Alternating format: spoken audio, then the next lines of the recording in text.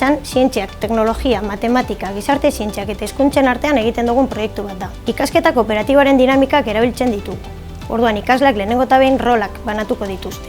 Ondoren, gai baten inguruan arazoak eta konponbideak bilatu beharko dituzte. Konponbide bat bilatzen dutenean, prototipo bat diseinatu eta eraiki beharko dute. Teknologiako Arduino eta impresora 3D erabiliz. Prototipo hau sortzen ari diren bitartean, enpresa bat ere eraiki behar dute. Ikasleak kooperatiboki lan egiten ikasten dute.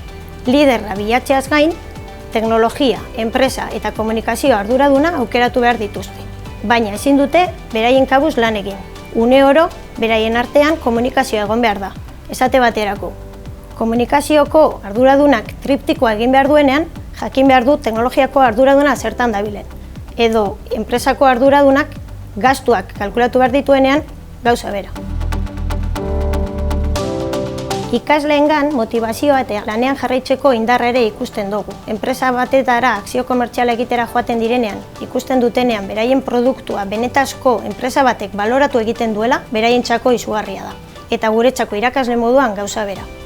Horregaitik, azken urteetan gero eta proiektu gehiago egiten ditugu mota honetakoak. Enpresaren adbiderik hoberena, beraien enpresa sortzen dutela izango da. Enpresaren izena, logotipoa, triptikoa, bizita txartelak, web orriak hainbat ekintza egingo dituzte eta beraien prototipoarekin batera benetazko enpresetara joango dira produktua saltzera. Ondoren, gastu eta erabaziak kalkulatu beharko dituzte eta egiten duten inbertsioa zenbat urteetan amortizatzen duten kalkulatzen ikasiko dute.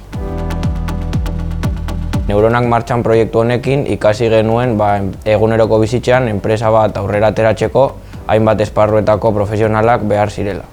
Proiektu honekin ezagutu ditugun lanbideak ADE enpresa, matematika, teknologia, ingenieritza, publizista eta abar izan dira. Proiektu egiterakoan gehien gustatu zitzaigun lanbidea ingeniaritza izan zen eta laugarren mailan berriro aukeratu genuen.